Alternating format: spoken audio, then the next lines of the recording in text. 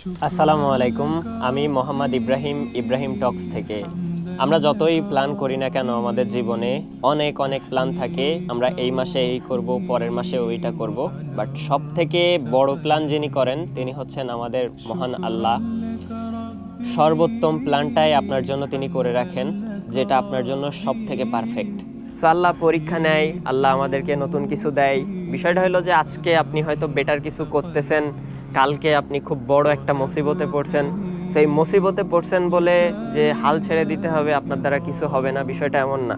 আল্লাহ অবশ্যই আপনার জন্য বেটার প্ল্যান রাখছে, আল্লাহ আপনার জন্য অবশ্যই রিজিকের ব্যবস্থা করে রাখছে।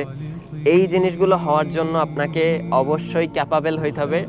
আল্লাহ তো অবশ্যই করবে আপনার জন্য রিজিকের ব্যবস্থা আছে, আল্লাহ আপনার জন্য সুন্দর প্ল্যান করে রাখছে। বাট সর্বোপরি আপনাকে যেটা করতে হবে, আপনার নিজস্ব স্কিল থাকা লাগবে, কাজের দক্ষতা থাকা লাগবে, নিজের চেষ্টাও থাকা লাগবে।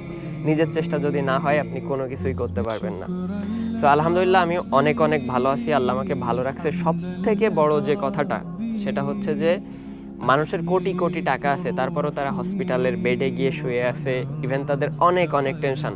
আল্লাহ যে আমাকে ভালো রাখছে, আল্লাহ যে আমাকে হসপিটালের বেডে রাখে নাই, আল্লাহ যে আমাকে এই অবস্থায় রাখছে, এটাই তো অনেক, তাই না? আপনাদের সাথে কথা বলতে পারি, ভিডিও শেয়ার করতে পারি, আপনারা সেইগুলো শেয়ার দেন, এর থেকে বড় আর কি লাগে? সো দিন শেষে আল্লাহর প্রতি প্রচুর শুকরিয়া আদায় করতে হবে।